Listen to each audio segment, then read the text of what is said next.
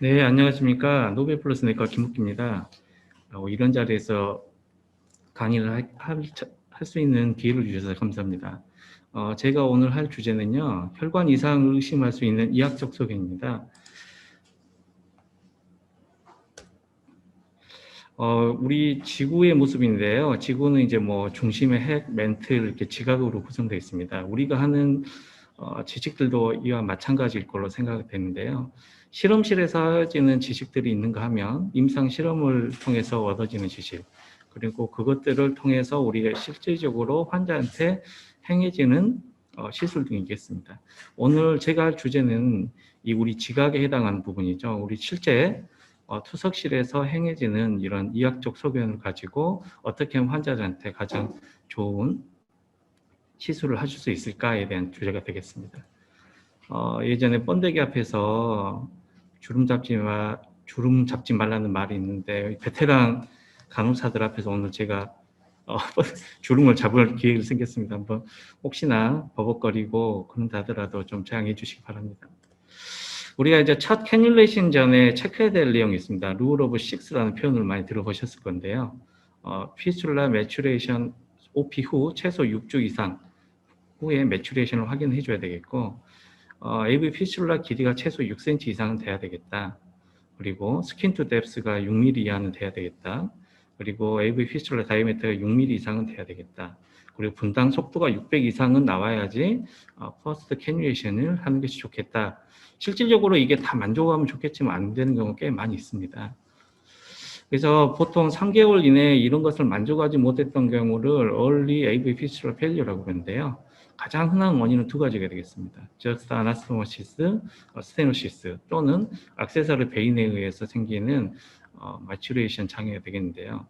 다행스러운 것들은 이것들을 피지컬 이그잼을 통해서 쉽게 우리가 발견할 수 있다는 거죠. 그래서 도끼 가이드라인에서도 피지컬 이그잼 그리고 어떤 측정값을 이용해서 할 수 있는 것들을 가지고 모니터링과 서베일런스를 정기적으로 하라고 지금 하고 있습니다. 그러면 피지컬 이그잼은 어떤 것이 있을까요? 보통 이제 보고 느끼고 듣는 것이겠죠. 첫 번째 우리가 눈으로 통해 확인할 수 있는 내용을 먼저 봐보도록 하겠습니다. 첫 번째는 이제 OP 스카를 통해서 OP 후에 애큐트하게 생긴 컴플리케이션을 발견할 수 있겠고요. 또 OP 스카를 통해서 대략적인 AV 피스출라의 OP가 어떤 건지를 우리가 확인할 수 있겠습니다. 두 번째는 AV 피스출라나 또는 그라프트의 인펙션, 인플라메이션 사인을 우리가 눈으로 확인할 수 있겠고, 헤마톰 그리고 디지트 이스케미아를 우리가 확인할 수 있습니다. 또 어느리즈말 체인지가 있는지, 콜레터럴이 있는지를 통해서 센트럴 베인 스테노시스를 보는 걸로 확인할 수 있겠습니다. 첫 번째 바스큘러 액세스 카사이트를 통해서 보겠습니다. 대부분 라디오세팔릭 AV 피슐라 포함 쪽에서 시행을 하게 되는데요. 디스탈 피딩 아터리가 문제가 있든지 아니면 디스탈 베인의 다이아메트가 충분치 않으면 그 위에 미드암 안티큐비탈로 넘어가게 되겠습니다. 보통은 이렇게 손목 바로 근처에 있다고 한다면 라디오세팔릭 AV 피슐라를 우리가 생각을 하게 되겠고요.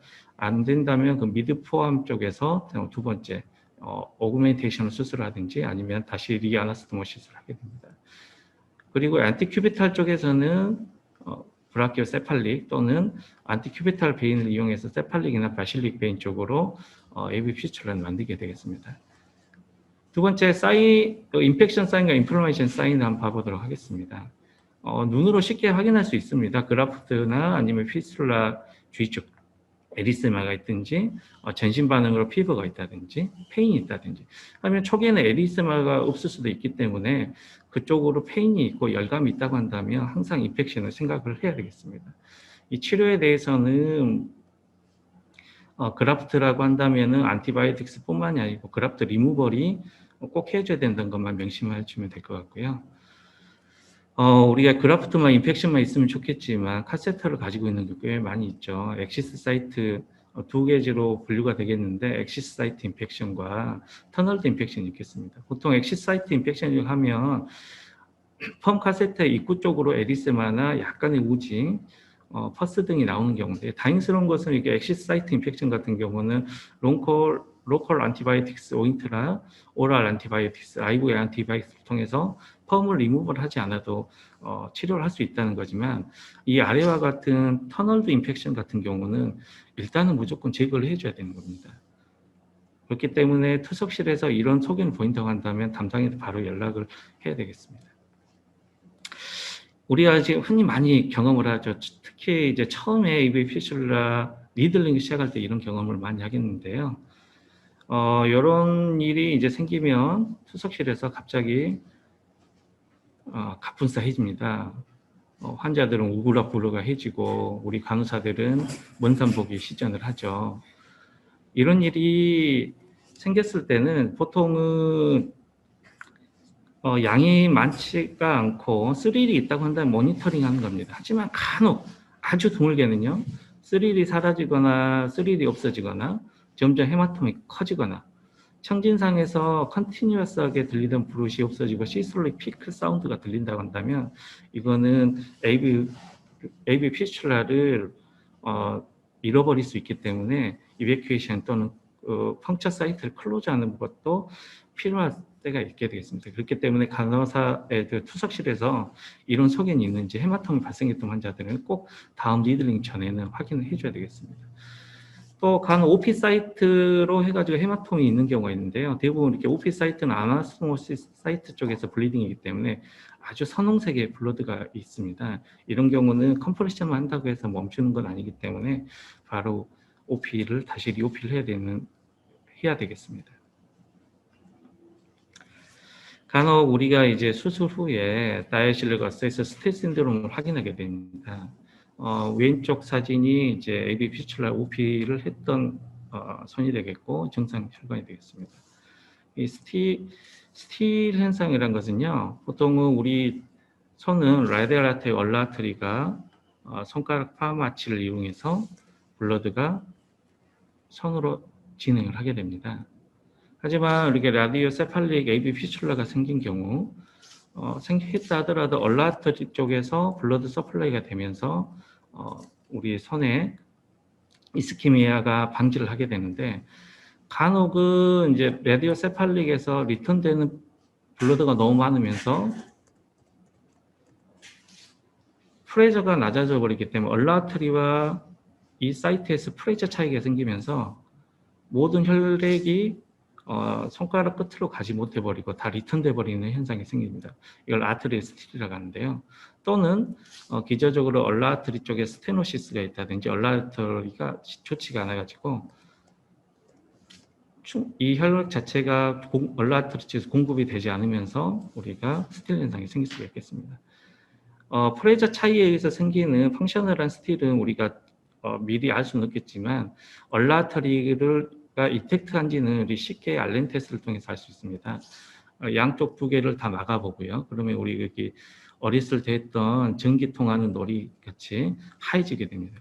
그 후에 얼라아터리를 뗐었을 때 얼라아터리가 상태가 좋다고 한다면 다시 이렇게 손가락이 색깔이 변하면서 정상이라는 것을 우리가 쉽게 확인할 수 있겠습니다. 만약에 이런 테스트에서 음성 반응이라고 한다면 얼라아터리가 충분히 작기 때문에 AV 피슐라를 다시 한번 고려를 하고 다른 팔로 잡아야 되겠습니다.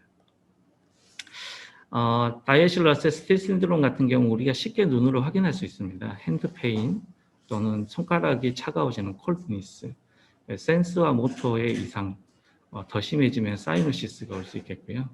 특히 펄스가 약해진다든지 캐필러 리필링이 잘 안 되게 되겠습니다. 보통 우리 손가락 끝을 누르고 떼보면 2초 이내에 다시 리필링이 돼야 되는데 이런 것이 늦어지게 되겠죠. 피지컬 리게지움으로 충분히 우리가 쉽게 확인할 수 있고요. 간혹은 이거하고 틀리게 아류로 스틸 신드롬과 아류로 생각되어지는데 이스케믹 모노멜믹 유로패시라는 표현이 있습니다. 티피컬한 스틸 현상 보이지 않습니다. 콜드니스라든지 펄스가 없다든지 하는 것들은 보이지 않고 오직 너브 이스케미아만 초래하는데 디퓨저하게 센소리 모터 장애를 일으키고 연구 장애를 일으키기 때문에 응급상황이 되겠습니다. 대부분 수술 후 바로 발생하게 되는데요. 특징적으로 이 사진에서 보이듯이 갈고리 손이 형성이 됩니다. 이 이제 시점에서 깜짝 놀라는 경우가 있을 거예요. 예전에 이런 비슷한 환자 봤었는데 그냥 지켜봤는데 저도 공부하면서 비슷한 환자를 놓쳤다 하는 생각이 들더라고요. 앞으로 이제 이런 소견이 보이시면은 바로 리오피에 대해서 고려를 해야 되겠습니다. 우리 다이시 어세스 스틸 신드롬과 이스케믹 모노멜믹 뉴로패시의 차이점이 좀 간단하게 이거를 숙지하고 있으면 조금 더 감별이 쉬울 것 같습니다. IMN 같은 경우는 수술 후 바로 생기고요. 굉장한 손가락 통증이 있습니다. DASS는 그것보다 통증은 덜하고 원세 시기도 조금 베어리블합니다. 특히 DASS 같은 경우는 브라키얼이나 라디얼 아터리에서 다 생길 수 있지만 IMN 같은 경우는 큰 라지 아터리인 브라키얼 아터리 쪽에서 피슐라 한 경우만 생긴다고 되어 있고요. DASS 같은 경우는 소프트 티슈 전체를 다 침범하는 반면 IMN은 너브만은 침범하게 되겠습니다. 이스케미아 정도는 DASS가 훨씬 심하고 IMN 같은 경우는 손가락도 따뜻하고 콜드니스도 없고 캐필러 리필링 타임은 없습니다. 이 감별 포인트가 되어 있고 이 세 가지만 잘 숙지하셔도 나스와 IMN을 다 감별할 수 있을 것 같습니다. 여기는 이제 만약에 스틸 현상이 생겼을 때 우리가 할 수 있는 수술이 되겠는데 나중에 한번 그림으로만 참고해 보시고요. 자세한 설명은 나중에 어떤 우리 흉부외과 원장님의 다음 기회가 있을 것 같습니다. 그 다음에 우리가 눈으로 통해서 볼 수 있는 것은 어느리즘과 콜레터럴이 되겠습니다. 보통 이제 어느리즘은 트루 어느리즘과 슈더 어느리즘이 있는데 트루 어느리즘은 베슬볼 자체가 다 어느리즘을 체인지를 한 거고요. 슈더 어느리즘은 그라프트에서 주로 생기게 되겠는데 그래프트가 찢어지면서 그 주위로 블러드가 나오면서 헤마톰이 생기고 헤마톰을 싸고 있는 소프트 티슈가 지지하면서 생기는 어느리즘이 되겠습니다. 보통 우리가 이런 좋은 팔을 보면 대부분 간호사 선생님들의 반응이 이렇죠. 와, 오늘은 쉽게 하겠다. 그러면서 시야는 이렇게 좁아지게 됩니다. 이쪽에 아트리를 그냥 베인을 찌르고 아트리를 찌르면 되겠다.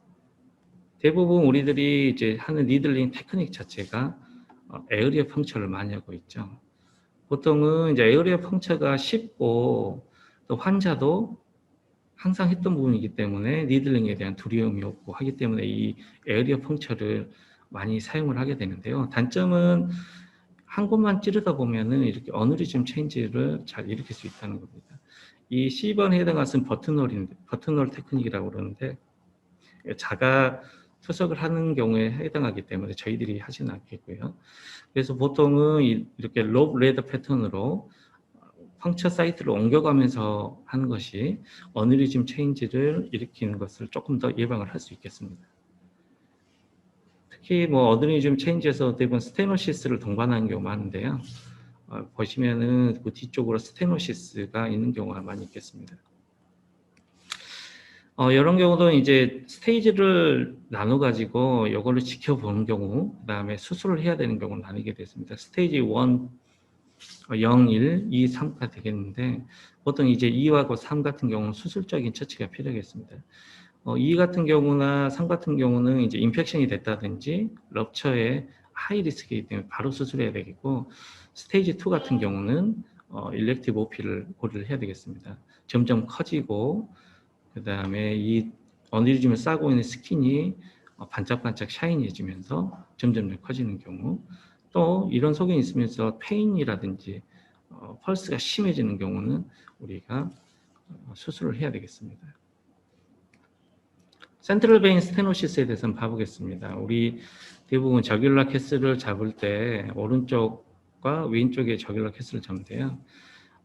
오른쪽 같은 경우 인트라 저귤라 캐스 같은 경우는 한 번 꺾이면서 이렇게 바로 심장으로 들어가죠. 근데 왼쪽 같은 경우는 한 번, 두 번, 세 번이 꺾이게 되겠습니다. 이 베인을 보면 알겠는데 오른쪽 같은 경우는 인트라 저귤라 베인에서 바로 심장으로 들어가면 한 번만 꺾이지만 왼쪽 같은 경우는 한 번, 두 번, 세 번이 되겠습니다. 때문에 오른쪽 같은 경우는 무빙 자체가 있다 하더라도 왼쪽에 비해서는 덜 하게 되어 있고, 왼쪽 같은 경우는 꺾이는 부분이 세 부분이기 때문에 심장 비트에 따라서 굉장히 무빙이 심합니다. 그러면서 혈관벽을 때리는 경우 많고, 그러면서 스테노시스가 훨씬 더 왼쪽에서 잘 일어나게 되겠습니다. 이런 스테노시스가 일어나게 되면은 첫째로 이렇게 팔이 붓죠. 팔이 붓고 AV 피스툴라 주위에 콜레터럴이 발달을 하기 시작하고, 센트럴 쪽으로 가면서도 계속 이런 콜레터럴 베인들이 딜라테이션이 일어나게 됩니다. 심한 경우는 흉곽까지도 이렇게 콜레터럴 베인이 딜라테이션을 확인할 수 있습니다. 이런 소견이 있는 사람들은 실질적으로 베너그라피를 해보면 센트럴 베인 쪽으로 들어가는 SV 쪽의 스테노시스를 이렇게 확인할 수 있게 되겠습니다. 그 다음에 이제 보는 걸로 통해서는 우리가 이제 어느 정도 감별할 수 있는 게 감별을 했고요. 우리가 느끼고 듣는 걸로 한번 감별을 해보겠습니다. 우리가 느끼고 듣는 거는 펄스, 스릴, 그 다음에 청진상에서 브루시 어떻게 들린가를 통해서 스테노시스를 우리가 확인할 수 있습니다. 일반적으로 스테노시스가 없는 AV 피스툴라는 펄스 자체도 소프트하고 쉽게 컴프레션이 됩니다. 스릴도 컨티뉴스 하고요. 그리고 또 컨티뉴어스하게 붕붕 하는 소리를 우리가 확인할 수 있습니다. 하지만 이렇게 스테노시스가 와버리면 펄스 자체에 컨티뉴어스한 펄스는 없어지고 시스톨릭 때 하이 피치로 펄스가 느껴지고 스릴 자체도 없어져 버립니다. 그리고 스테노시스 후방 쪽에서 약한 스릴이 우리가 느껴지죠. 때문에 노말 같은 경우는 컨티뉴어스하게 만져진다면 아웃플로에 이상이 있다고 한다면 이런 스릴은 거의 사라져 버리고 로컬라이제이션 된 스트롱한 펄스만이 느껴지게 됩니다. 이거 자체가 전체적으로 만졌을 때 아무것도 없다고 한다면 인플로의 스테노시스도 생각해 볼 수 있겠습니다. 실질적으로 우리의 베노그라피인데요. 피딩 아터리고 AV 피슐라 되겠습니다. 보통 저스트 아나스모시스 사이트 쪽에서 스테노시스에서 많이 일어나는데 하이 시스톨릭 펄스만이 느껴지고 스릴은 사라져 버리고, 그리고 이 스테노시스 후방쪽에서 약한 스릴, 그 후방은 또 사라져 버리는 이런 패턴을 우리가 확인할 수 있습니다. 듣는 걸로도 마찬가지죠. 아웃플로 쪽에 스테노시스라고 한다면은 컨티뉴어스하게 들리던 브루시 시스톨릭 하이 피치로 들리게 되겠고, 그런 소견이 모두 사라져 버린다면 거의 아나스토모시스 인플로 쪽의 문제로 생각을 하시면 될 것 같습니다. 이 내용은 지금까지 설명했던 것을 표로 정리한 건데요. 나중에 한번 확인해 보시면 좋을 것 같습니다. 우리가 이제 또 스테노시스를 확인을 할 때 그라프트냐 아니면은 네이티브 AV 피슐라에 따라서 위치가 상당히 좀 틀립니다. 보통 이제 자기 혈관인 경우는 거의 대부분이 저스타 아나스토모시스 사이트이고요. 그다음에 그라프트 같은 경우 대부분이 메인이 드레인돼서 이 말단부에서 일어나게 됩니다. 그러면 여기서는 이제 터뷸런스 와류가 생기면서 엔도셀리의 셀에 다치게 되고, 그 다친 사람의 힐링 과정 중에 많이 생기고요. 그라프트 같은 경우는 엔도셀리얼 세포들이 없기 때문에 대부분은 터뷸런스가 생긴다 하더라도 이제 플로어가 낮아지는 이 후방 쪽에서 플레이트 어그라신 때문에 생기는 걸로 생각되어지고 있습니다. 우리가 이렇게 했던 것들을 조금 더 그러면은 피지컬 이게 좀 테스트를 한번 해보는 방법들이 또 있겠습니다. 암 엘리베이션 테스트하고 오그멘테이션 테스트에 해당하는데요. 암 엘리베이션 테스트는 아웃플로가 이제 아웃플로 obstruction이 있을 때 손을 든다 하더라도 이 플로 딜라테이션 AV 피슐라가 그대로 유지되는 거거든요.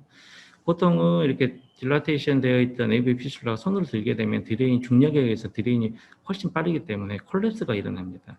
한번 말보다는 사진으로 한번 테스트 직접 봐보도록 하겠습니다. 이렇게 수평으로 되어 있던 팔을 들면은 대부분 3초에서 5초 이내에 콜랩스를 우리가 확인할 수 있습니다. 근데 이게 안 된다 그러면 아웃플로 obstruction을 우리가 생각을 해야 되고요. 그런 경우는 이학적 검사를 떠나서 검사를 통해서 인터벤션이 필요하겠습니다. 오그멘테이션 테스트는 보통은 우리가 인위적으로 스테노시스를 만들어 보는 겁니다. 한쪽 손가락을 AV 피출라를 눌러보고요. 눌러보면 컨티뉴어스한 스릴, 그 다음에 브룻이 사라지고 대신 하이 시스톨릭 펄스만이 느껴지는 것이 정상적인 반응이 되겠습니다. 하지만 이런 반응이 없다. 그러면은 우리가 이 눌렀던 상방 쪽에서 인플로 스테노시스라든지 아니면 액세서리 베인이 있다는 것을 의미하게 되겠죠. 만약에 근데 이 인플로 스테노시스와 액세서리 베인을 어떻게 감별할 건지입니다. 보통은 눌렀을 때 스릴은 사라지고 펄스만 있다 한다면 액세서리 베인이 아닌 스테노시스, 인플로 스테노시스 생각하게 되고요. 만약에 눌렀는데도 스릴은 그대로 유지된다고 한다면 일단 플로우는 잘 가고 있다는 거잖아요. 그렇기 때문에 이런 경우는 액세서리 베인을 우리가 생각하게 됩니다. 이거를 조금 더 심화 과정을 봐보면요.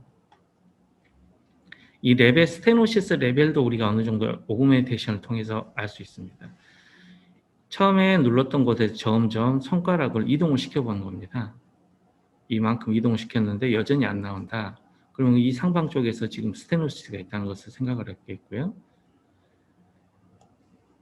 이쪽까지는 없었는데 한 번 더 이동을 했더니 갑자기 펄스가 느껴진다. 그럼 이 사이에 지금 스테노시스 리전이 있다고 우리가 생각을 할 수 있습니다. 이쪽에서 왜냐하면 스테노시스 상관 쪽 인플로드가 정상이라 한다면 이 스테노시스 상관 쪽에서는 시스톨 펄스가 느낄 수 있기 때문이죠. 그렇기 때문에 이렇게 하나씩 손가락을 이동을 하면 우리가 어느 정도 스테노시스 위치를 확인할 수 있습니다. 액세서리 베인도 마찬가지죠. 액세서리 베인은 일단 스테노시스 없다고 한다면 스릴은 계속 느껴지는데요. 이 손가락을 계속 이동을 해보는 겁니다. 한 칸씩 한 칸씩 한 칸씩 계속 스릴이 느껴진다면 액세서리 베인이 이 사이에 있는 거죠.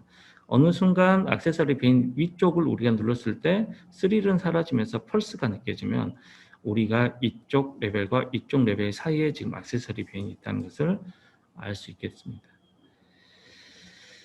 우리 이런 피지컬 이그잼이 아니고요. 이제 실제적으로 우리가 니들링 펑처 시술 과정 중에서도 어느 정도 AV 피스툴라의 디스펑션을 또 확인할 수 있습니다. 캐뉼레이션이 잘 안 된다든지, 그다음에 지혈이 오래 걸린다든지, 아니면 A 라인의 네거티브 프레저가 증가한다든지, 베너스 프레저가 증가한다든지 이런 걸 통해서도 우리가 어느 정도 AV 피스툴라의 디스펑션을 알 수 있습니다. 이 다음부터는 이제 우리가 조금 더 시술 과정 중에서 어떻게 하면 그러면 AVF 컴플리케이션 막을 수 있는지 한번 봐보도록 하겠습니다. 대부분 우리가 이제 역방향과 정방향인데 보통 플로우 방향대로 니들을 위치시키는 것을 정방향이라고 그러고요. 플로우 반대 방향으로 니들을 위치시키는 것을 역방향이라고 합니다. 대부분 정맥은 다 정방향이죠. 예, 정맥은 다 정방향인데 동맥을 어떻게 하느냐에 따라서 역방향과 정방향인데 보통 우리가 예전에는 이렇게 많이 했었습니다. 역방향으로 이 간격을 최대한 높여서 리서큘레이션을 막기 위해서 그랬죠. 하지만은 이 역방향보다는 정방향이 지금 현재로서는 조금 더 AV 컴프레션이 덜 생긴다고 알고 있는 것이 좋을 것 같습니다. 그 이유는 이렇습니다. 보통 역방향으로 리드를 했었을 때는 베인의 플랩이 이런 식으로 형성이 되고요. 플랩이 형성될 때 플로우가 가면서 계속 여기를 건들게 됩니다. 건들면서 헤마톰이 차고 이런 부작용이 있습니다. 하지만 이제 정방향으로 갔었을 때는 이 플랩이 이 사선 방향으로 형성이 되기 때문에 이 블러드 플로우가 이 플랩을 닫아주는 메카닉한 역할을 하게 됩니다. 때문에 혈관이 충분히 길고 혈관 상태가 좋다고 한다면 이 역방향보다는 정방향을 유지하는 것이 환자의 AV 피슐라를 오래 쓸 수 있는데 약간의 도움을 줄 수 있겠다고 생각이 되십니다. 우리가 리드를 보면은 허브가 있고 이 경사면이 있고 뒤에 백아이라고 하는 구멍이 약간 뚫려 있는데요. 이 경사면을 또 어떻게 하는가에 따라서 니들법이 또 이렇게 네 가지로 바뀌게 되겠습니다. 정방향으로 하면서 사선 방향으로 할 건지, 사선 방향 위로 아래 할 건지, 베벨 다운으로 하면서 사선 방향 아래로 할 건지, 아니면 역방향으로 하고 사선 방향 위로 할 건지 아래로 할 건지, 이 네 가지 방법이 있겠지만 있는데 여기서 가장 안 좋은 방법은 4번이라고 합니다. 4번. 역방향으로 하면서 사선 방향을 아래로 한 경우. 그 이유는 이거를 보면 아시겠는데요. 여기에 이제 이 니들 방향에 따라서 혈관이 잘리는 단면이 되겠습니다.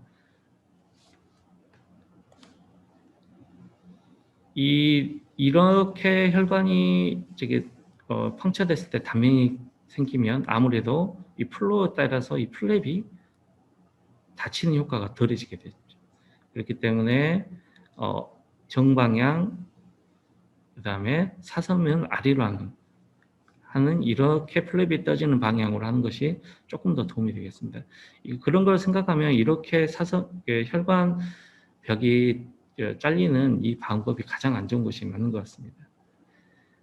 그리고 베벨 다운으로 한 경우는요, 이게 베벨 업으로 한 경우는 이 사선 방향 끝까지 들어가야 되기 때문에 포스테이 월이 이 팁 끝에서 닫히는 경우가 많습니다. 실제적으로 봐보면 베벨 업과 베벨 다운이었던 경우 이 베벨 경사면의 끝이 혈관까지 쭉 들어가기 위해서는 충분히 더 집어넣게 됐기 때문에 니들 끝이 포스테이 월을 뚫는 것이 훨씬 베벨 다운보다는 업이 인저리가 더 심한 경우입니다. 이거는 이제 실질적으로 이렇게 보여주는 거고요. 아까 말했지만 사선 방향이 혈관 손상이 이렇게 된다고 한다면 아무래도 블러드 플로우에서 이 플랩이 덜렁덜렁하면서 헤마톰이 찰 수 있는 효과가 부작용이 있겠습니다. 이 뒤에 있는 아이오르라고 하는데요. 백아이라고 그러는데 이 백아이 같은 경우도 보통은 꼭 아터리 방향에서는 이 백아이가 있는 니드를 사용하는 것이 아무래도 우리가 플로어를 흡입을 할 때 구멍이 한 개 있을 때는 네거티브 프레저가 많이 걸리거든요. 그러면서 이 혈관벽이 딸려오는 수가 있습니다. 그러면서 혈관벽이 닫히고 그러면서 이제 문제가 일어나는데 아터리 라인 쪽은 항상 이 백아이가 있는 것을 사용해야 되겠고요. 베인은 백아이가 있든지 없든지 어차피 들어가는 혈액이기 때문에 상관은 없습니다. 요즘 저희가 알기로는 대부분 니들이 다 백아이가 있는 걸로 알고 있는데 혹시 지금 센터 쪽에서 있는지 없는지 다시 한번 확인해 보시는 게 좋을 것 같습니다. 니들 게이지에 따라서도 조금 차이가 나는데요. 똑같은 니들 게이지이고 블러드 플로우가 똑같아 하더라도 17게이지와 15게이지 혈관이 받는 압력은 틀립니다.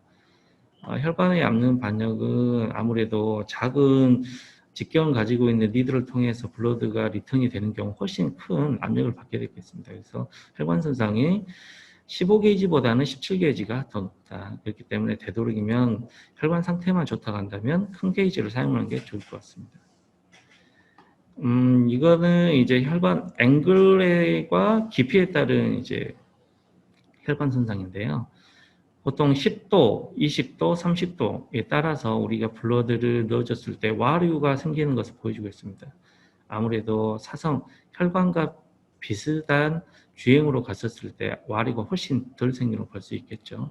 하지만 이제 10도로 너무 눕혀서 해버리면은 우리 니들 펑처가 어리게 되겠고요. 그래서 AV 피슐라 같은 경우는 최대한 20도에서 35도 사이로 유지하시는 게 좋을 것 같고, 그라프트 같은 경우는 어차피 엔도세리얼 셀이 없기 때문에 이 와류가 생긴다 하더라도 크게 혈관이 손상받는 일은 별로 없기 때문에 45도. 그 이유는 이제 너무 깊게 찔러버리면 그라프트 자체의 손상 면적이 커지기 때문이죠. 그래서 우리의 자가 혈관인 경우는 20도에서 30도, 그라프트 경우는 45도 정도로 니들링 테크닉을 해준 걸 좋을 것 같습니다.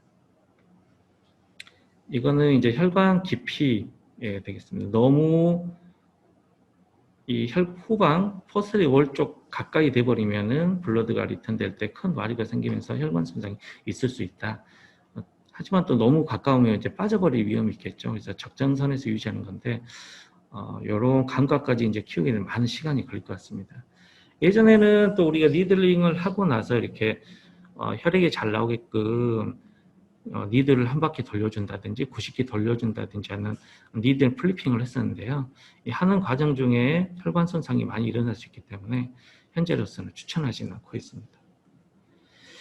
네, 결론입니다. 모니터링은 쉽게 할 수 있고도 중요하다는 거게 되겠고, 이런 모니터링을 통해서 저기에 AV 컴플리케이션을 발견하도록 우리가 좀 노력이 필요할 것 같습니다. 투석실에서 적절한 처치는 AV 서바이벌에 영향을 줄 수 있겠다는 얘기가 되고요. 제 강의가 투석실에서 환자들이 가실 때 따봉을 날려주고 있을 정도 어떤 도움이 됐을까 합니다. 감사합니다.